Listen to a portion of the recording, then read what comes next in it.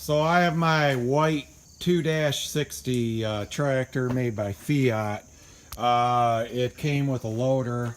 However, with the loader on it, the power steering's extremely weak. So I'm replacing the power steering pump on it. Now, Fiat made a lot of these tractors for different manufacturers, including White, Oliver, Ellis, Chalmers, Heston, Long, as well as Fiat branded tractors. Power steering pump sits right here, and this power steering pump mount. Hydraulic pump is right here. There's a lot of different power steering pumps. They all bolt up to the pump the same way. So here's the original pump. It is a 10cc pump, a C10X. You can't get it anymore. I ordered another pump that came out. It was a 25 cc pump. It had different size exit and entrance ports, which there will be a manifold, this banjo bolt, and a manifold that bolts on top of this pump along with this pressure relief valve. And when you get these replacement pumps, they're a little bit bigger capacity. They will have a larger diameter for the pump body. They all do bolt up here to the block the same. Some of them have different bolt sizes. I had to go to a 6mm bolt from whatever, I think this is like a 3/8 that was in there. So when I ordered the new pump, I had to buy different bolts. Oliver used to sell a bolt kit with these. So the pressure relief valve has to be mounted on. You do have to make sure that your manifold and this 2-bolt flange are the same size as the orifice and direction of rotation.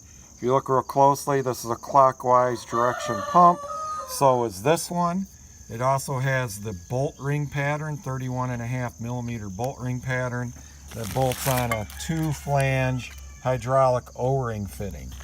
So this will be some of your criteria when you're selecting your pump. They just simply bolt up to the block area to that pump holder. I'll put this pressure release valve on here, connect this manifold like that. This goes up to the power steering reservoir and should be in business, have some improved power steering. Okay, so here I'm bolting the pump up. Hardest part about that is getting these bolts to go into the gasket and not fall out while you shimmy that down in there. Now I'm going to mount an external pressure relief valve on top of the pump. Some of these pumps actually come with an internal pressure relief valve. So here's where I'm at right now. So you can see the pump with that pressure relief valve mounted at. This is it.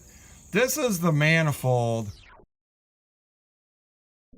that goes around to the bottom of the pump to that 2-bolt flange. There's another 2-bolt O-ring flange on the bottom. So like I said, the first pump I got sent had different opening and my flange wouldn't work. So you could have, I suppose, go to like parkerhydraulics.com or someplace on the internet, get the 2-bolt flange that matches your bolt ring pattern.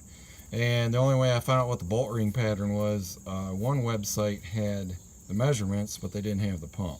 So I ended up getting the pump from Bear Company or Bearco from through one of his distributors in Ohio, Rick's Agri Parts.